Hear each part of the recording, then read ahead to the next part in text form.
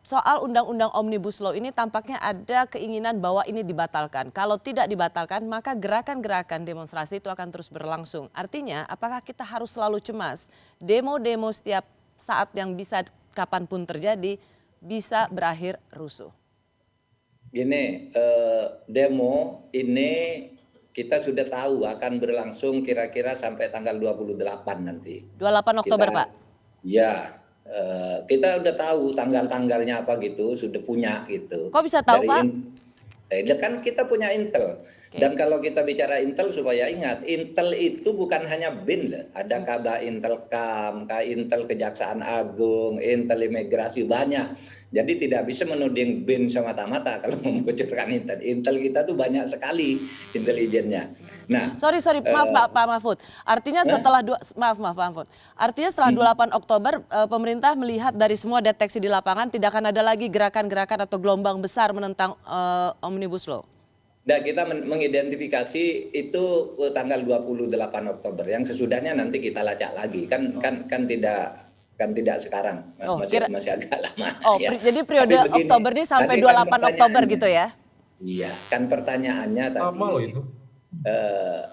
Pertanyaannya bagaimana sikap pemerintah dengan demo mahasiswa besok? Bagus, gitu. Bagus. Kita senang ada demo dan gini, yang penting jangan anarkis. Yang penting juga harus tahu ada tempat-tempat tertentu tidak boleh dimasuki.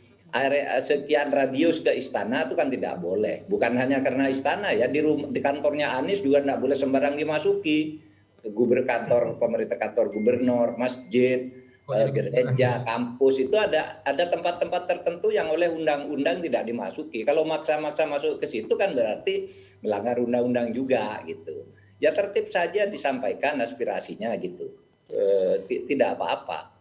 Kalau sampai terjadi pasti di luar itu gitu. Kalau sampai terjadi penangkapan pasti di luar yang ketentuan yang diatur oleh Undang-Undang Nomor 9 tahun 98. Pak Mahfud, bolehkah mendapat jaminan dari seorang Menko Polhukam bahwa mereka yang bersuara kritis terhadap pemerintah, terutama dalam konteks kali ini yaitu Undang-Undang Omnibus Law, dan mereka yang betul-betul berusaha supaya ini ditarik, tidak jadi diundang-undangkan, Presiden harus mengeluarkan Perpu, apakah mereka punya potensi untuk ditangkep-tangkepin?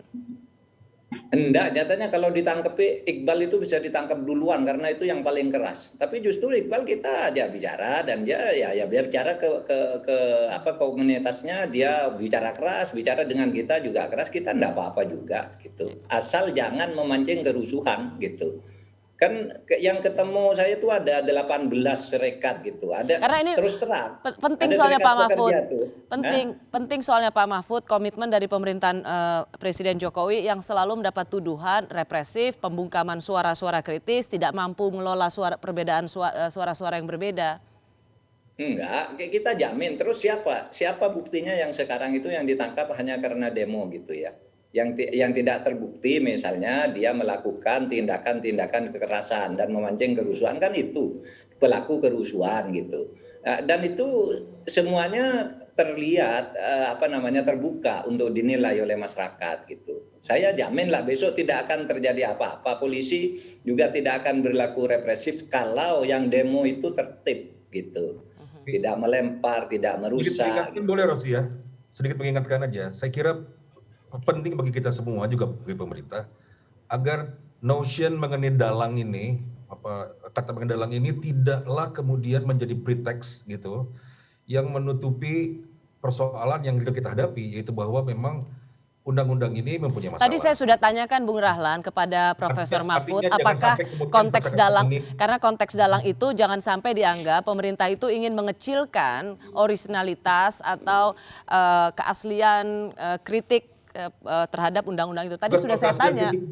Tapi persoalannya bahwa memang problem undang-undang ini punya problem gitu. Saya kira dalam sejarah undang-undang ini punya problem, meskipun buat kelompok yang lain undang-undang ini tidak punya problem. Tidak ada undang-undang seperti begini. Ya, tadi Pak Mahfud mungkin sekali lagi harus diingatkan politisi Demokrat ini bahwa tidak ada kaitannya untuk membungkam suara kritis maupun soal dalang mengecilkan apa yang menjadi memang kritik mendasar mereka yang menolak Omnibus Law. Mungkin bisa jelaskan sedikit lagi supaya politisi Demokrat ini memahami? Iya. Iya, kita soal Omnibus Law sekarang sudah jadi undang-undang.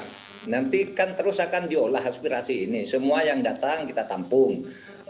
Gubernur-gubernur, Forkompimda di daerah minta ditampung aja aspirasinya. Nanti kita olah karena masih ada beberapa saluran. Satu ya, yang sekarang ada perpu atas permintaan dicatat.